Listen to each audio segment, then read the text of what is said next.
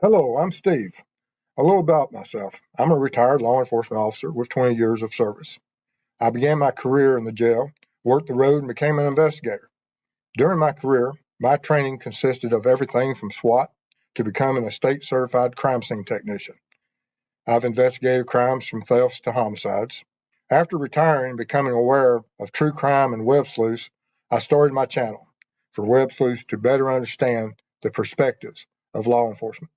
Not only do we cover true crime, I go out into the field and assist families who have lost loved ones to homicide and their cases are considered cold. Join me as we look and bring attention to these critical cases. Hello, everyone. Glad you're able to join us tonight.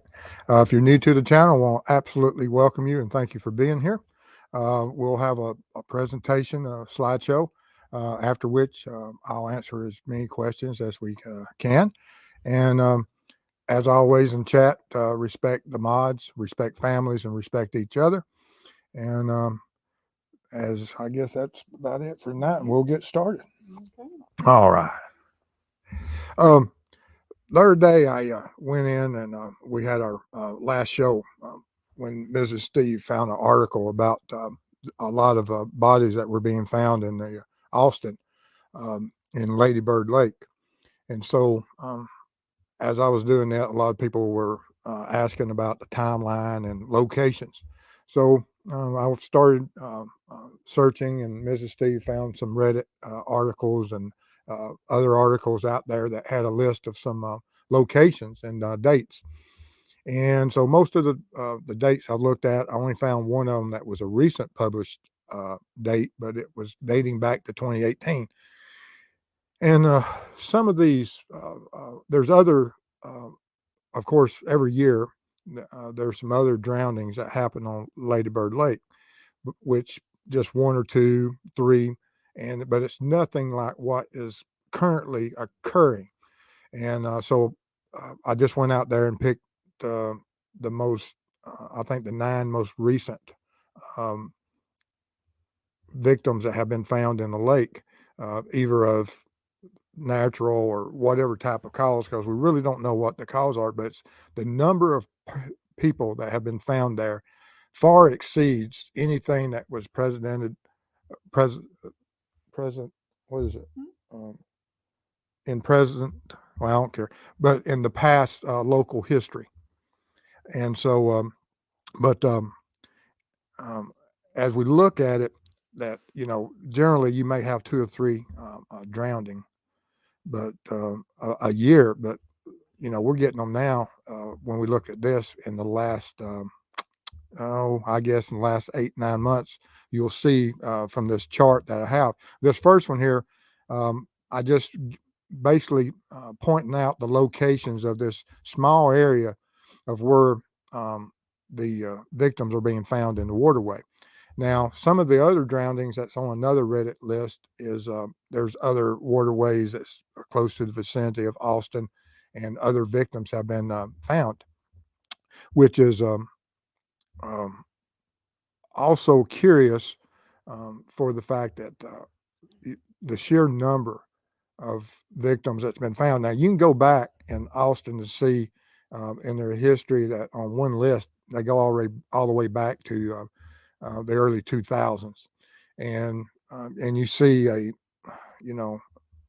list of yearly drownings and suspicious deaths, but nothing like what you see currently in the last or since basically December. And from December to now, you're having 1 or 2 a month, which is, I believe personally, unnatural. But as we discuss it and you look at this, of course, you come to your own conclusions. And if you do any research on it and you find some information, absolutely let us know. Of course, you can send me an email at steve@truecrimeweb.com. And I'd appreciate anything y'all can help me, guide me, and assist me. Because this is something that we need to get out there, that if there is the possibility that we do have such a offender that is in this area, we need to make sure that we get the word out as much as possible, so that if someone is traveling to this location or this area, gets in a situation and puts herself at a risk that they normally wouldn't. But like I said, you can go in here and you'll see as you look at each of the boxes, you can see that the spacing of the victims is rather curious. While some of them are close, but there is, it's not like we have a common swimming hole where people are going and drowning. We have them where there's trails and they have access, but it's not like you say, well, okay, everybody in this part of town always goes to this one location, and you would expect that if people travel to a certain location and used it for whatever, such as a lover's lane or some place that they might meet people, picnic areas, boat ramps, and docks, that you would have a higher um, number of victims in that area. But just through the distribution here, I find it extremely curious of how they're distributed, um, and for whatever reason. And so we have to look at that also. That's something that tells us that this has some structure to it. Not meaning that all of these victims are linked, but we have to look at it and judge it for ourselves and see what it means. But we have them on. If you just go down through there, Auditorium Shores, Congress Avenue, East Avenue, Nash, Hernandez. We have a couple at the Longhorn Dam, and we have a couple on East Avenue. East Avenue is a long roadway that runs and fronts along that trail. And then, of course, we have one that was close to Rainey Street, and then we have one that was near Rainey Street and the Lamar pedestrian walkway that was well, it's not close to Rainey, but it's on up the river at the furthest point away from Rainey of the ones that I highlighted. And there's, like I said, there's other people that have drowned in the lake, and I think there's one or two that happened in 2019 that I found later. I just didn't put them on this slide. And so then I went and did just a by the date. And of course, we have everything from July the 26th, 14th of July 26th of 2018, July 14th of 2022. And then we get into December of 2022 up to present date, 12/12 of 22, 12/25 of 22, 12/28, 22. We had two in just a short period of time. And they were all upper river above Rainey. And then as we come down through here, we have one in February the 13th, and then March the 25th, and then April, and then another one in April. And once again, like I said, each of these, of the ones in July, of course, you can say, well, that could be just due to weather and drinking, trying to cool off. It's hot and people will swim. Absolutely agree. They could be absolutely have nothing to do with this. But in December, and having this cluster of people that are victims of drowning, it's extremely odd, in my opinion, that you would have such an occurrence. And why would you have this, regardless of what year it would be? I mean, generally, you just don't have that, or I've never, and I've recovered a lot of victims from waterways in my career. I spent a lot of times during the summer of working our local reservoirs and state parks, and you have drownings, but they're here in Georgia. Of course, they're during the summer months, and people going out and doing things and challenging each other and going out and making a overestimating their abilities to swim certain expanses of waterways. And then I had and I want to thank, I think he was from Australia, a lifeguard. And he was explaining to me that they have a lot of drownings during the Christmas season in Australia. But he said that's during their summer. So they're right the opposite of us. And he said, now when it gets to wintertime, then of course they have very few, which would be our summers. And he gave me a list, or he certain age ranges of who are the highest and at most risk of drowning during certain things, and in the 20s to early 30s for those people that go out and challenge and do certain things, and they are at highest risk. And then he said the older generations are the second highest risk of drowning. I think that was in the 40s to 50s to 60s, for the fact that older individuals will attempt to do things that they could do in their youth, and they overestimate their abilities, which I found extremely interesting. And I thank him for sending that to me, because I'd never really thought about it. And of course, in your pools and other areas, you have a high risk for the younger children. And but anyway, here are a list of some of the dates and individuals. Um, this individual, this article came out in 2022, but actually the occurrence of this was 2018. Now, some of the others may also be older, but for whatever reason, but I couldn't find. Everything I found was with dates and times and when they were found. But this individual from 2018 was found and had a cell phone that they were able to find and identify him through that non-working cell phone. And so it was just curious of the location of where he was found, because when you look back at the Nash River, it's almost dead center, halfway between the dam and the upper reaches of the one that occurred. So it's at the midpoint of all these highlighted drownings. And it's relatively, there's 4 of these victims that are just within easy walking distance of Rainey Street. Now, are there others that haven't been discovered? I have no idea. And what is, because we often find that when you're working in, as some of the western lakes have faced this drought, and as the lakes dropped out west at Hoover Dam and such, that when those lake levels got down, how many bodies were found last summer during that period?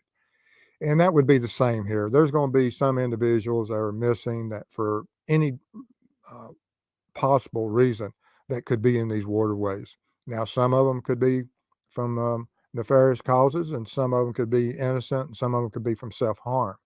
But there's always going to be that if the waters were drained, you would find remains from a lot of different victims for a lot of different reasons. It's not always homicide. Ruckus is in chat. Hello, Ruckus. Good to see you. And I want to thank everyone that supported Ruckus and helped push Ruckus over the 1,000 subs, and continue to support him. If you don't have any idea who Ruckus Rocks is, check him out on YouTube. Absolutely hilarious, highly intelligent, and law enforcement retired. And I have him occasionally on my show. So absolutely check him out and support him any way you can. Appreciate it. And then we have other articles as I went through here looking at them. And not all the victims are identified. And, up until most of the victims that are identified are in the ones that are this year of 2023.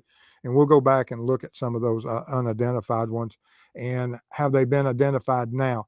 The articles I looked at, some of them hadn't been. Now, they may have been identified since those articles, and I just hadn't found those yet. Whenever I go to Texas, hopefully we go out. I'll be leaving next Saturday to go and look on a cold case for Amber Crum. And I've got to decide where I'm going to travel on the way back.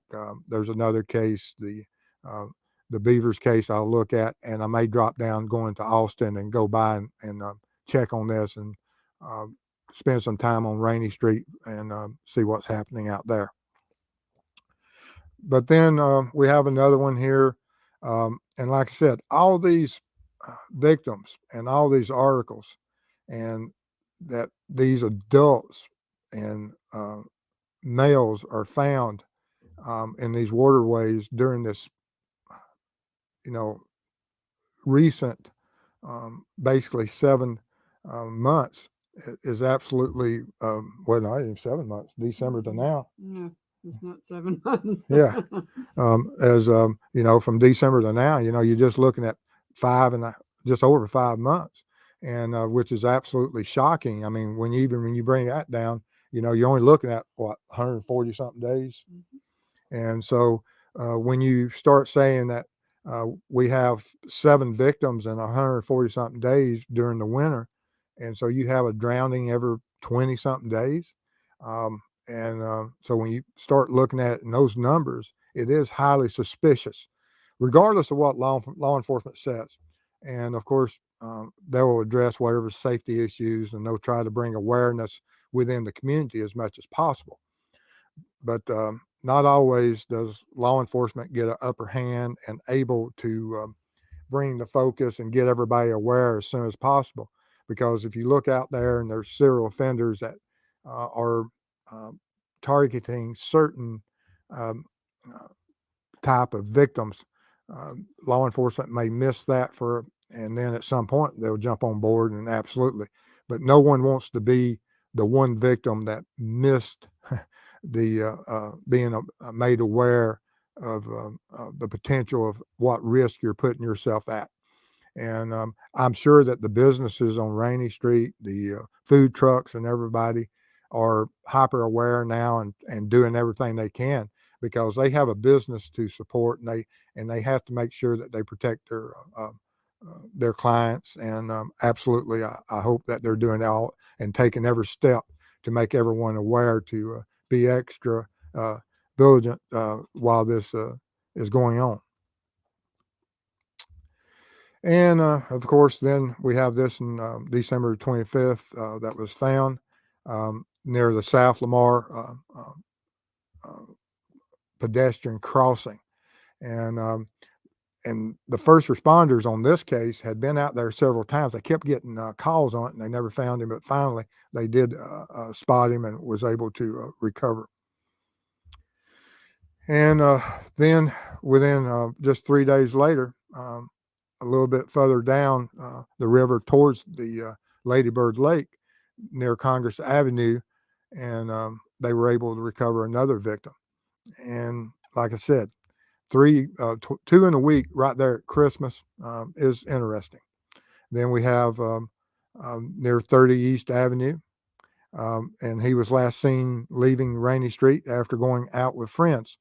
And and that's something that we have to take also and look at, that when you go out with your friends, and if you're part of this community, make sure all your friends are accounted for, and make sure everybody gets home every way, as much as possible, because even within your circle of friends and things, if you miss the opportunity, you'll always, you'll look back on it and say, what could I have done to possibly save a friend?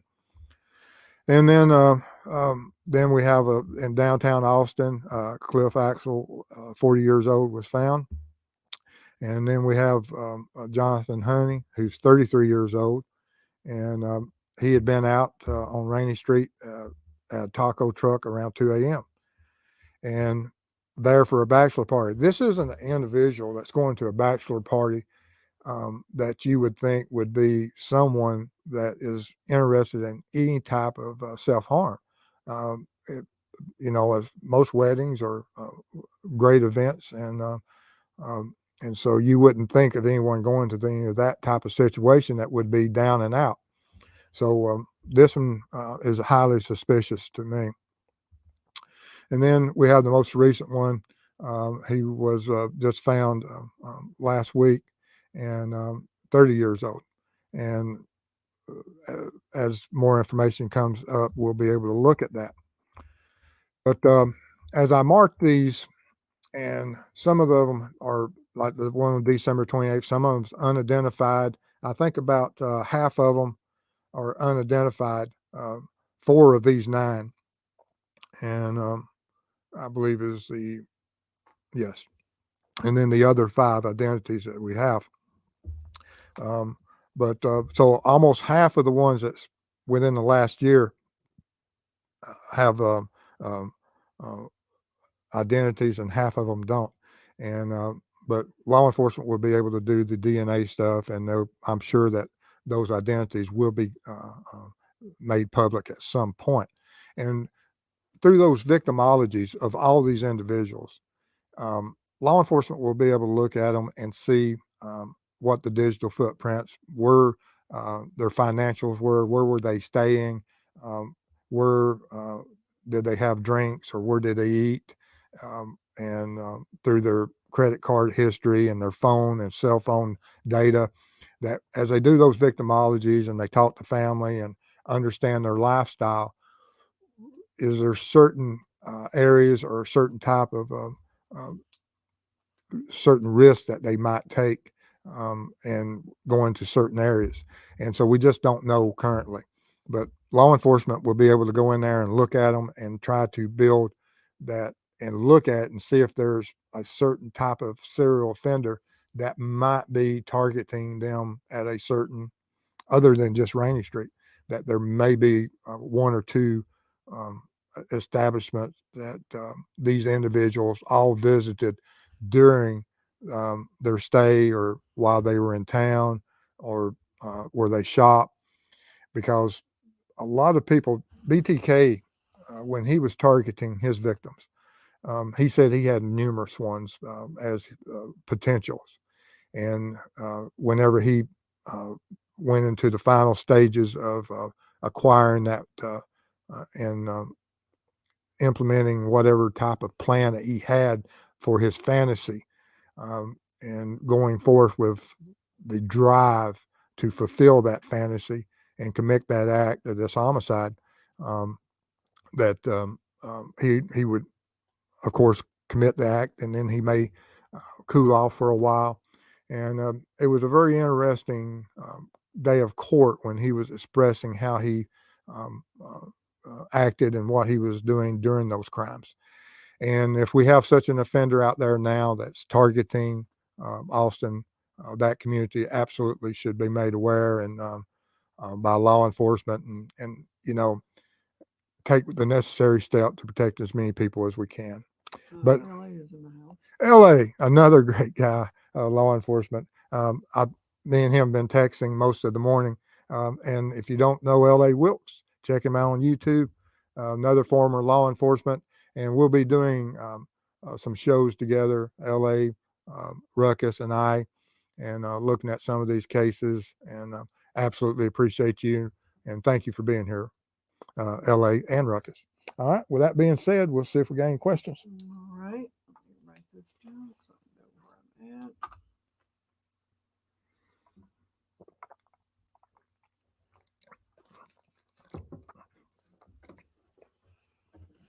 All right. So first thing is going to be blue light for Michelle C. becoming a member. Thank you for your support. That lets us do so many things that we couldn't do without you, such as going out and helping these families with cold cases. And Anna, was it a gap in time a few years? Could it be someone that's been locked up for a couple of years? On the 2 lists I looked at, we have some of these victims that go far, like I said, into the earlier 2000s of suspicious deaths, and some of them would be, I think there's 1 or 2 of them where there was some bindings, and anytime you have bindings on any type of drowning victim, you have to look at it closely and see what's going on in their lives. And because some people do self-harm, will restrict their movements so that they're whatever ways that they choose, that they absolutely won't be able to accidentally save themselves. And but over the years, there are certain cases. Now, do I think that probably some of these cases are linked? I would think so, due to the sheer number that we may have some of them linked that from earlier years. But yes, there's always that potential that when you're looking at a serial offender, that could be out there, that they have things that happen in their lives. Sometimes they get incarcerated.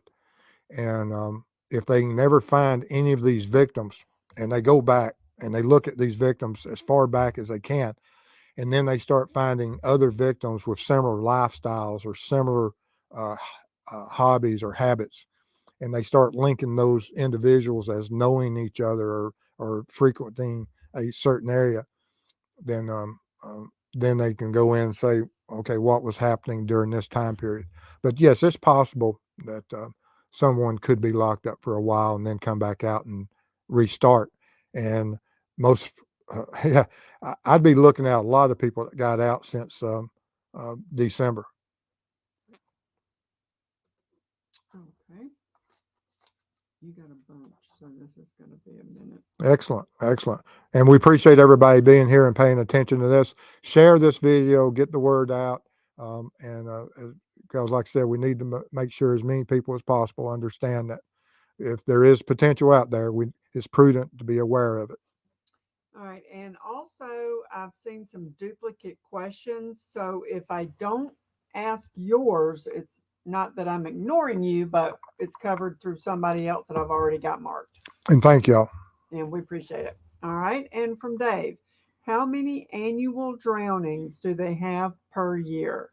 I looked at that, and between the two lists that I looked at, it appeared that normally they only have 2 or 3 drownings a year in this area. I saw some in 2019, 2020, but right now I saw one article where normally some years they may have in the state of Texas like 17 drownings, and it escalated all the way up to almost 34 or not, 19 drownings. It escalated up to like 34. So they were so far ahead of the curve of what normal deaths due to drownings are that it was well outside any expectations.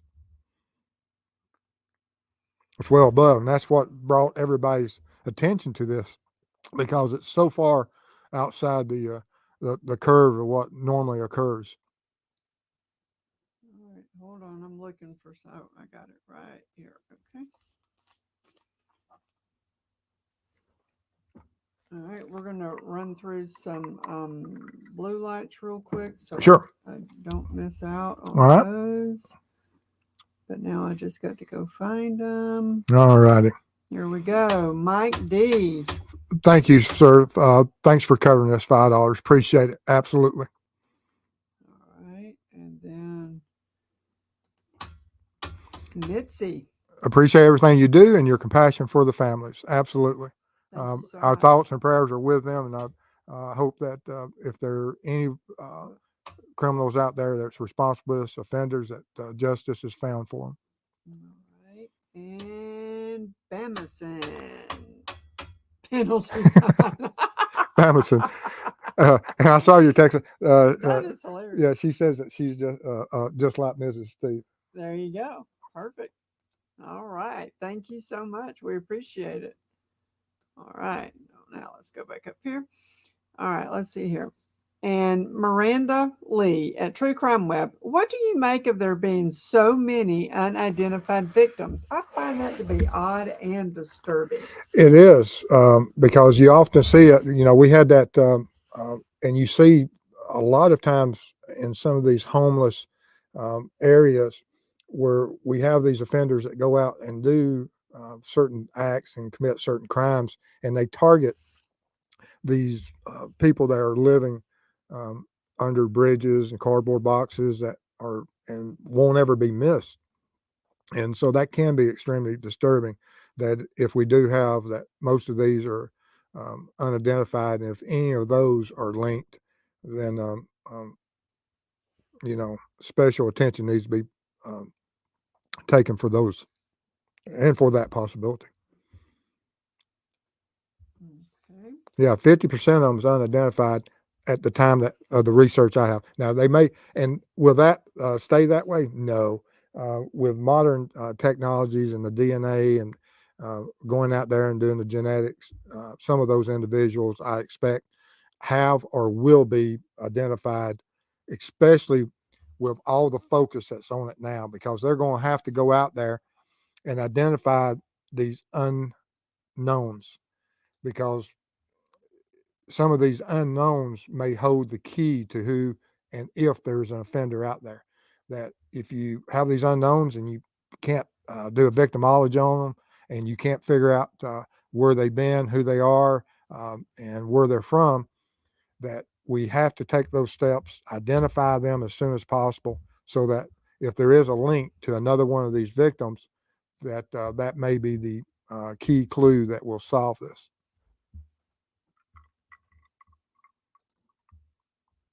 All right. And Dave, whenever I hear drownings, I immediately think gang or mob. Is there any evidence of that kind of thing local? I don't know, and that's what the victimologies will have to each of the victims, that um, what type of lifestyle did they lead, what type of business were they in, and how long had they been in town? Do they live there? And and just what were their habits and hobbies, um, and their what part did they play in their communities? Okay. And cocksureness, are there currents in the water? Are bodies found having drifted? I would, yes, there's always some current, although most times on the victims that I recover from waterways, if there's not a strong, sustained current, typically a body will go down relatively quickly, and whatever contact on the ground or on the bottom of whatever waterway they're on, they really don't go a long way. Now, in rivers and swift current, that's different, but with lakes and impoundments and things, there's not a lot of drifting, and in those slow waters. So I would think that most of these are found relatively close to where they entered, ever how they entered.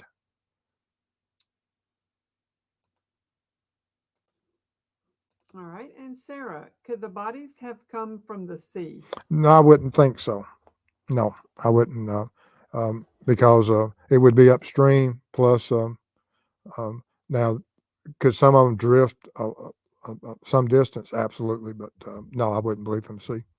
Okay. And we've got a couple, and the folks on our list are all males. Yes, that all the articles indicated the males. Right. All right. So that I got a couple there. And from Deb, think they are drugged and were drugs tested, which we don't know that yet. Yeah, we don't know, and like I said, sometimes drugs, and even if it's the GHB or some type of those date drugs that they use, um, there's certain time frames, and if they're looked for, you know, I don't know. And as far as males and females, of course, they would look for that probably far more frequently than they would with males.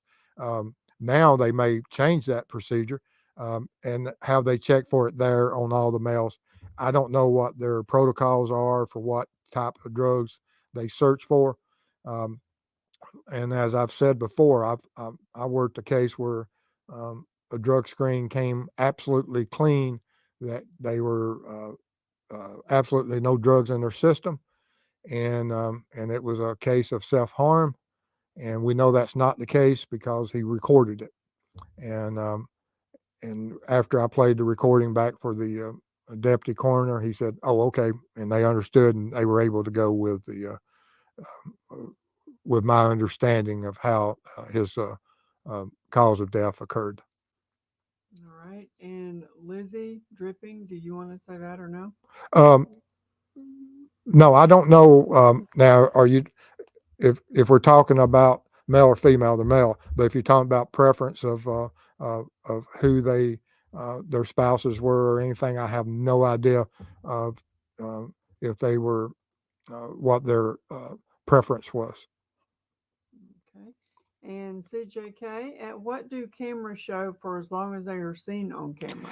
I haven't got to that part, but I'm going to see if I can find some of those videos and see if there's some that are, because as we saw with the smiley face killer, that there was videos of those individuals walking the streets, and this, of course, is in the Midwest when it was with the college age students, and I'm sure law enforcement is looking at all that video and trying to get as much of a canvassing of video as they can to see if there is something or someone that they can possibly identify that's in several videos or even just two of them.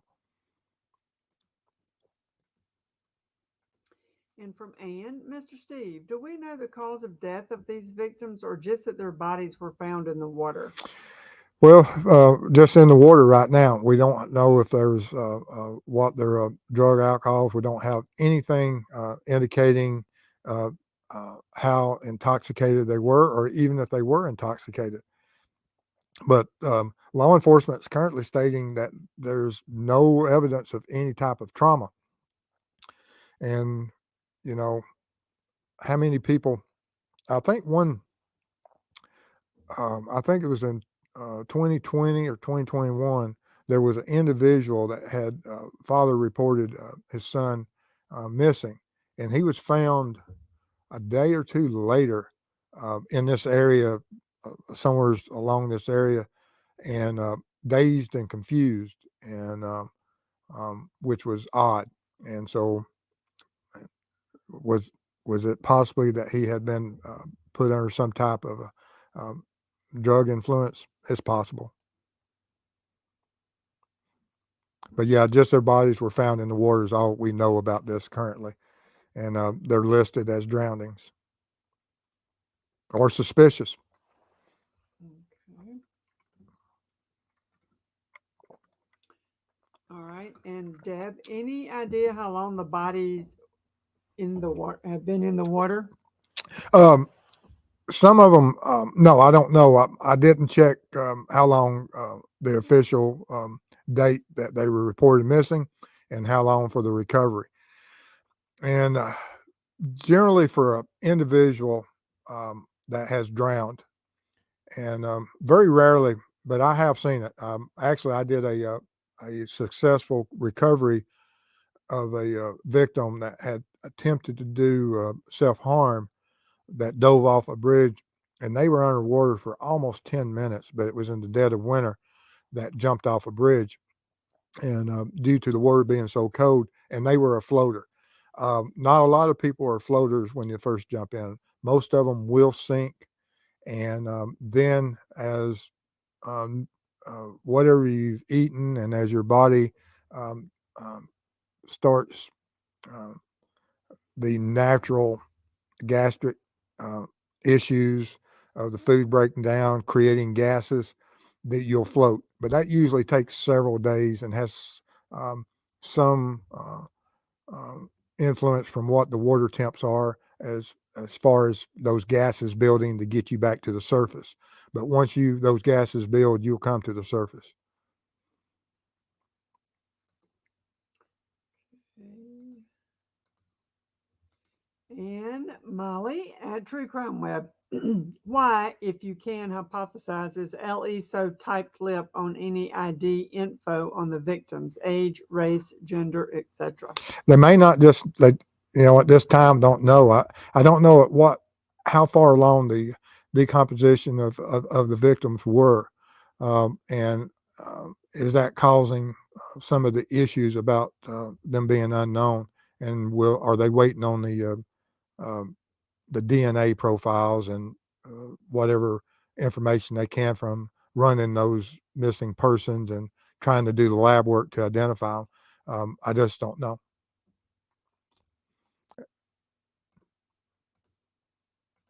And Deb, were they tied or restrained somehow not to float and that failed or broke? I can tell you, it takes a lot to keep a person down. I've seen people that were tied to car batteries float, and car batteries, pound for pound, and very small container is, lead is extremely heavy. And but I've seen them with cinder blocks. I've seen them with batteries tied to them, and they'll pop up. But I know of none of these because law enforcement says that there's no indication of any of these victims having any type of suspicious uh, uh, manner of death other than found in the water and currently unknown drowning, and no signs of trauma. All right. And from Susan, do they all come from different backgrounds and lifestyles? What about touch screens and maybe all have the same med in system? And that's what law enforcement is going to be looking for when they do the victimology. And we just don't have the victimologies right now on these individuals. Some of them are relatively, uh, Fresh. yes, very fresh. That this month, and then of course the ones in December and things that are identified, they probably have looked at those. And like I said, there's some others that happened over the years that's not listed on this. Like I said, um, I could go out and list every one of them, and I probably will. And as I continue to research and see on some of the older ones and try to build a if there's any type of Facebook or social media presence, trying to figure out some type of victimology on some of them. And from Mitzi, Mr. Steve, is it known if the identified men are local? On the unidentified ones, don't know, but on the identified, I think one of them was in town for a wedding, and some of the others, I think they were local. And cocksureness, when are you heading to Texas, Steve? Probably what, next 5 days, 6 days. Yes, next weekend I'll be going and got to spend several days in Dallas Fort Worth area, and then I've got to decide which way I'm going to go and come back through Texas. Okay. And Molly, anyone familiar with Austin know where University of Texas is located in relation to this? Although seems to be most of them happen during school vacations. Yes, I don't know. I We're had in Austin, but I don't remember seeing that. Do you? no, I don't. I can't even remember how far we were from here. We'll have to look back at that. Yeah, I will. I'll have to look. I ain't even thought about that. Okay. And CM, there was a 25-year-old lady that went missing from 6th Street. I think she was just found, but not in the water. Is this considered part of all this? I don't know. We'd have to look at the victimology, and law enforcement would. And anytime you find someone, and you have to establish manner of death, uh, cause of death, and uh, and if it's of course unknown, or if there is certain type of trauma, um, and who do they know? And that's where the victimology comes in. Um, did they frequent areas that some of these victims frequented? Um, did they were they at the same restaurant at some point, or bar or food truck? And they'll look at that and try to determine. But just speculating just because a body or individual is found within the community doesn't mean it's always linked. And Lizzie, can FA kits still be done after time in water? It could be the motive and the body's discarded through shame. A closet type situation. Older man who's hiding his true self and secretly an SK. Um, I don't know. Yes, I don't know what the if they have been conducting these types of kits, um, and it'd take, and it would depend on how fresh um, uh, the victim, and because of course a lot of DNA doesn't like bacteria, or bacteria doesn't like DNA; it destroys it, and so it would have to be something that would be, I think, relatively fresh from the having hope as far as some of those kits.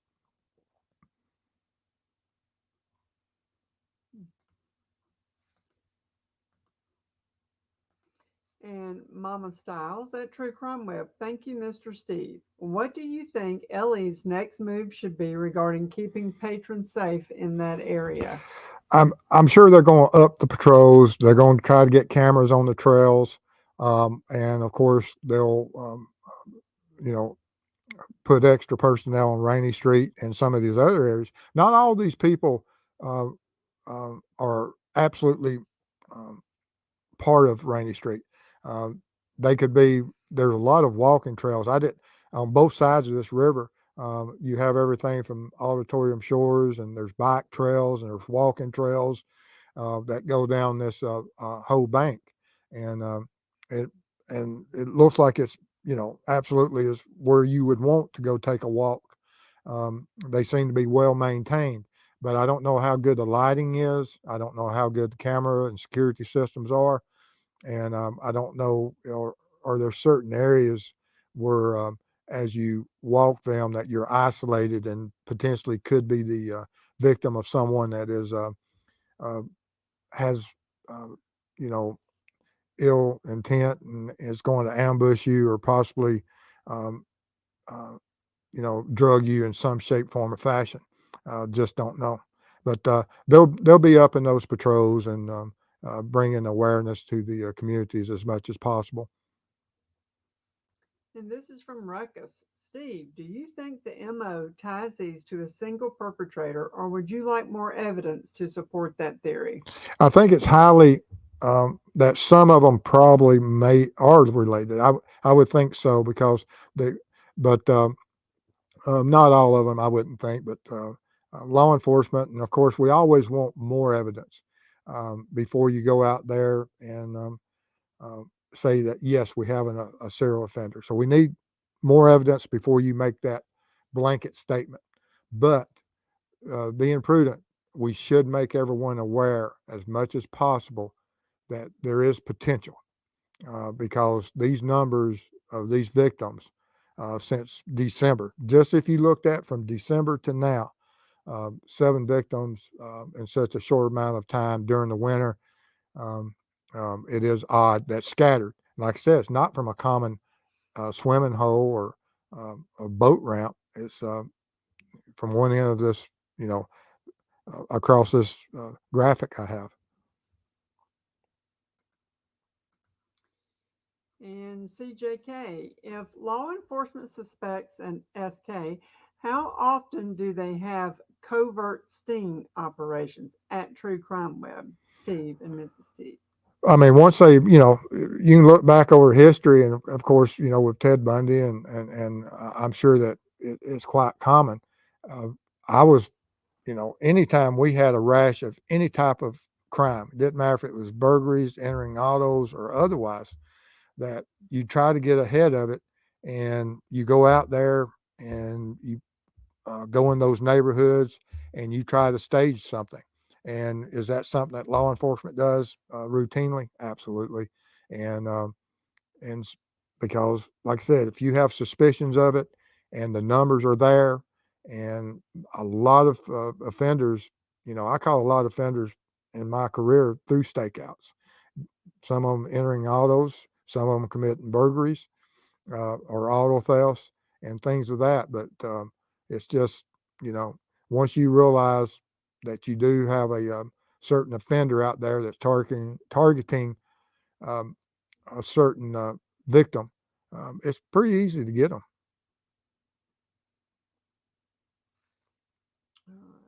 Or get somebody. It could be armed robberies too. I think we had a rash of armed robberies one winter, and armed robberies always go up right before Christmas.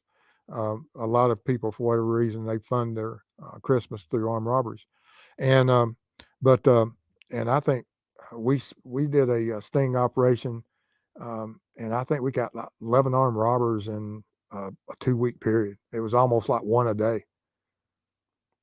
Now, 4 of them was a ring of they were all associated. Okay. All right.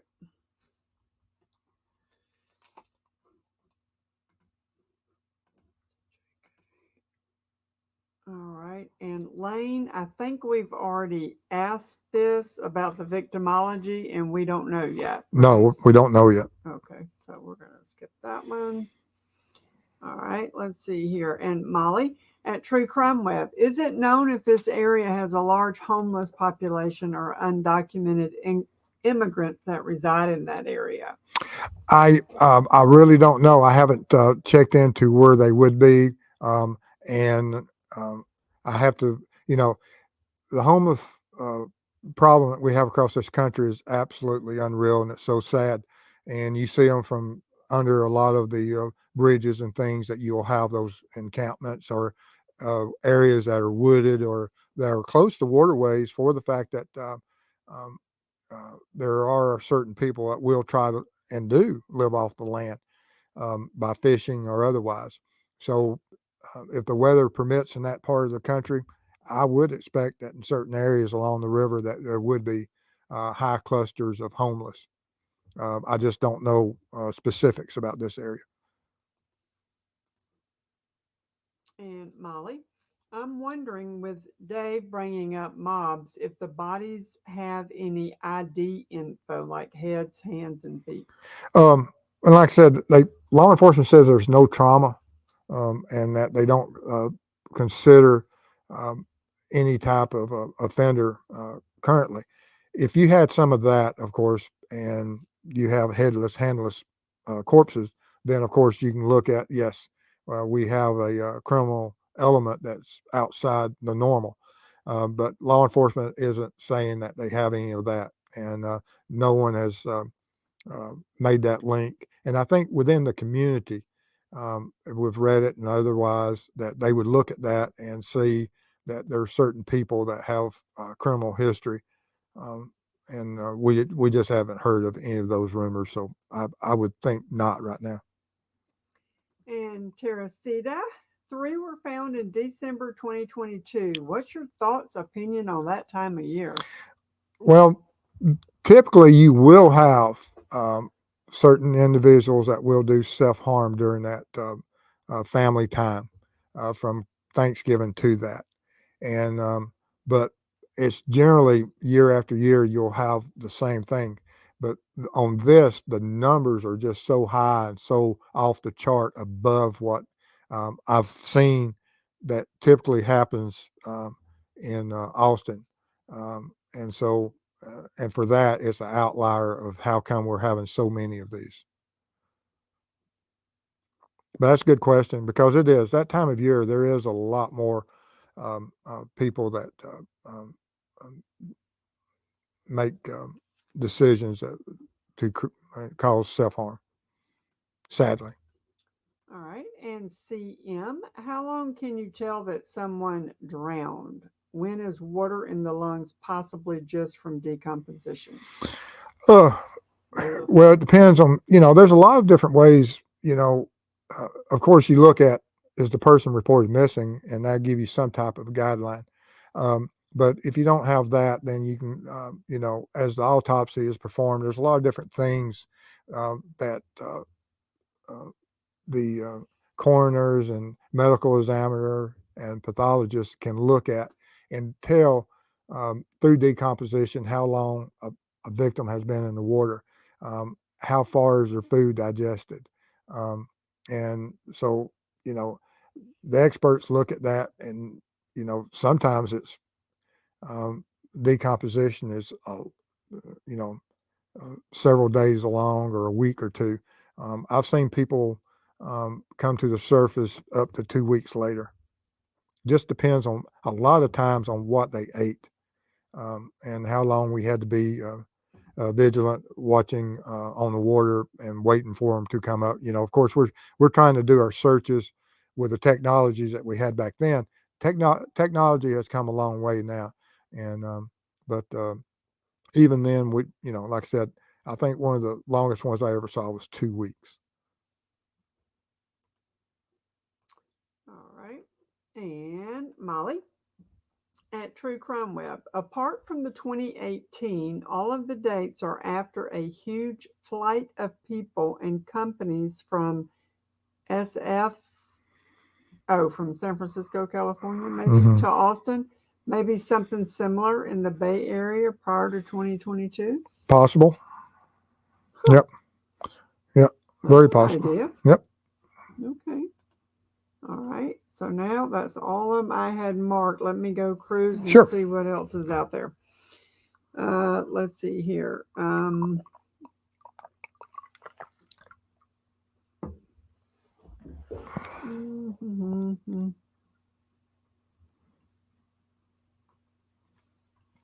But we want to thank everybody for being here tonight, and absolutely appreciate your support. And if you like the video, subscribe, share, and give us a thumbs up. Appreciate it. Let's see here. Okay. Here we go. Oh, every time I go to click on it, It jumps. it jumps. Okay. K. McBee. Could Ellie be keeping cause of death close to vest? Example, if victims had been strangled. And they might, but like I said, they made a blanket statement that they have no evidence of any type of trauma right now.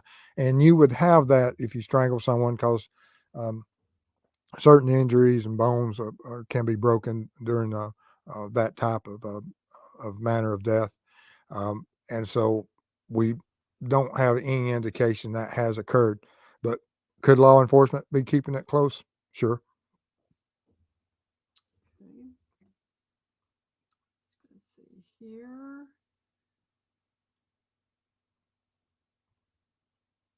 All right, you are done. All right, guys, we appreciate y'all being here tonight, and we've got some other creators that's going to be having shows tonight. Go out and absolutely um, like them, subscribe to them, and because there's a lot of people out there that deserve our support, such as Ruckus in LA, and I absolutely thank them for being here with us tonight. And I'm going to be getting with Mob Crew tomorrow. We're having with Chris. We're having a meeting online, getting ready to go to Texas. Everything looks like it's going. Last week, when they gave me the go ahead that we're on the countdown, and hopefully when I contact them, probably Monday or Tuesday, before I start making all the reservations and getting the logistics up and getting the equipment, trying to get it on site this week coming up, so that when the crews show up, we're ready to go. So I've got a lot to do this next week. And so just bear with us as we get closer to those dates, and we'll try to keep y'all as best informed as we can on the Crumb case. And after the Crumb case, I believe Chris is going to Nevada, and I have to see what my schedule is, but I know he's going to Nevada on Aiden Clune and assisting in that search.